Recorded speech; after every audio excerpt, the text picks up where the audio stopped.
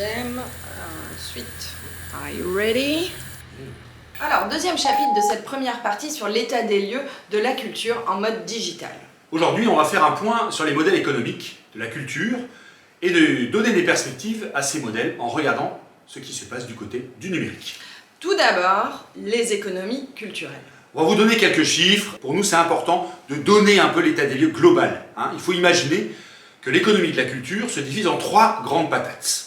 Alors, les économies publiques, les subventions et investissements faits auprès des associations et des entreprises culturelles, comprenant également les budgets de fonctionnement de l'État et des collectivités territoriales et des services de la culture au sens large. Deuxième grosse patate, ce sont les économies privées. C'est tout ce qui est le B2B entre les entreprises, ou tout ce qui est la relation entre les entreprises et des clients. C'est le marché privé qui est constitué soit par des produits ou des services, des biens immatériels. Enfin, la troisième ensemble économique, les économies de la contribution, du don. On ne parle pas ici du mécénat qui défiscalise, économie mixte, privé-public, mais plutôt du bénévolat qui se valorise économiquement. Exemple sur les festivals ou les activités non-profit. C'est une réelle économie, mais qu'on a aujourd'hui énormément de mal à valoriser. Alors combien représente chaque secteur et qui cela concerne ? Voici quelques chiffres glanés par l'INSEE entre 2019 et 2020. Le poids économique évalué de ces trois secteurs, en direct pour la culture, était de presque 50 milliards d'euros en 2019. En matière de financement public, le budget du ministère de la Culture pour 2021, c'est presque 4 milliards d'euros. Et en plus, on a des directions du ministère de la Culture, on parle aussi des services culture des différentes collectivités, régions, départements, métropoles, villes. Les dépenses culturelles des collectivités s'élèvent à presque 10 milliards d'euros en 2019. Si ce n'est pas déjà fait, n'hésitez pas à aller à la rencontre des chargés de mission des collectivités territoriales, régions, départements, métropoles, villes de votre secteur, sur votre territoire, de présenter votre projet et qu'ils vous expliquent comment il fonctionne. Il y a des fonds en cinéma, en théâtre, en éducation, en musique actuelle, etc. Toujours dans les chiffres, le financement de la culture bénéficie aussi du mécénat, c'est à peu près 3 milliards d'euros en 2019. Le deuxième champ, c'est le marché privé de la culture. Lui se calcule surtout par rapport à la consommation des ménages. Plus d'1 milliard d'euros par an, soit presque 3% du budget des ménages, tout de même, dans la culture. Et ouais, la culture, c'est 150 000 entreprises qui interviennent dans le secteur marchand en 2018 et qui représentent 6% de l'ensemble des entreprises en France. 350 000 associations, dont presque plus d'un tiers sont du spectacle vivant. La culture n'est pas une économie à la marge du tout. Nous allons maintenant nous concentrer sur le principe de l'économie numérique. Quelles sont les économies des GAFAM, qui est l'acronyme des géants du web, Google, Apple, Facebook, Amazon et Microsoft? Alors, la première de leur économie, c'est la captation de nos données. Comment font-ils pour capter nos données et quelles sont les données qui captent nous?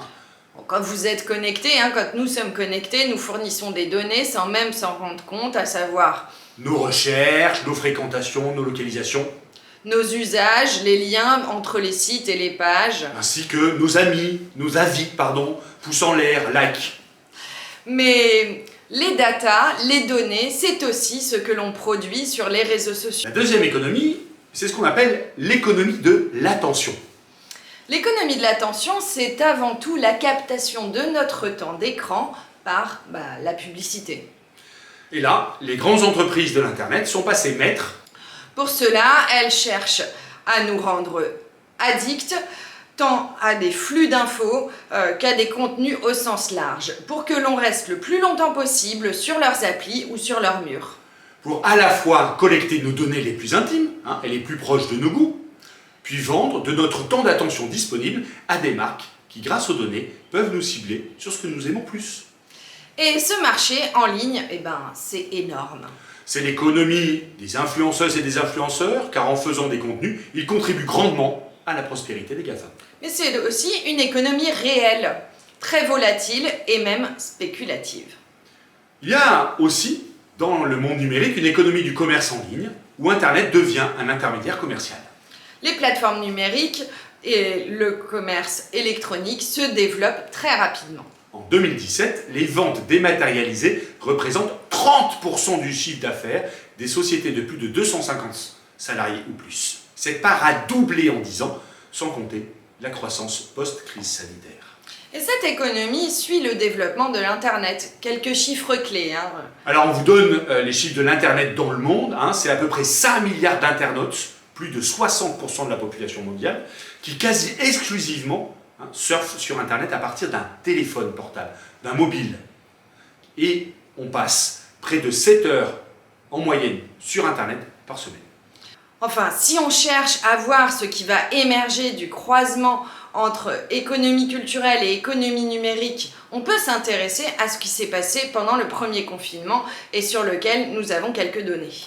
Nous avons retenu quelques éléments qui peuvent nous permettre d'alimenter nos réflexions dans une étude du ministère de la Culture réalisée pendant ce premier confinement. Les Français en ont profité pour s'adonner aux pratiques culturelles amateurs. Un engouement qui a rajeuni les pratiques et réduit les écarts sociaux. Le numérique a été utilisé pour garantir la continuité, pour l'école, le travail, les services publics et les relations sociales. Ce qui a fait que les écrans nous ont permis de faire société et ont quitté leur statut d'outil d'individualisation. Alors l'école a joué son rôle d'accès à la culture. Dans les familles où les parents d'enfants scolarisés ont été soumis à l'injonction éducative et à la continuité pédagogique. Il existe donc des pratiques culturelles massives, des pratiques culturelles contributives, aussi en ligne, qui ne sont peu ou pas étudiées, au sens institutionnel du terme. Qu'est-ce que cela a comme impact pour nous ? Il est évident qu'il nous manque aujourd'hui des travaux d'études sur Instagram, TikTok, etc., etc. Mais néanmoins, on voit arriver ce double mouvement d'une offre de diversité culturelle sur les réseaux numériques, qui s'appuie sur des cultures peu institutionnalisées, et des cultures émergentes qui viennent s'ajouter aux cultures traditionnelles et aux disciplines artistiques. Et une dynamique de pratique qui est potentiellement contributive, toujours potentiellement plus égalitaire en termes de diffusion via les réseaux sociaux numériques. Mais avec de nouveaux points de repère. La vidéo, c'est du stream, du live, et sur les réseaux sociaux. La musique, ce sont des formats de plus en plus courts et des sorties beaucoup plus régulières pour s'adapter à nos usages d'écoute. Les jeux vidéo sont bien sûr toujours plus plébiscités. Et il y a du texte partout. On lit partout. On lit des vidéos que l'on écoute, on lit des SMS en permanence ou des photos en permanence. Le son et le podcast ont pris le pas sur la radio au sens du flux. Bref, le rapport aux médias change et donc les lieux physiques et les pratiques classiques aussi.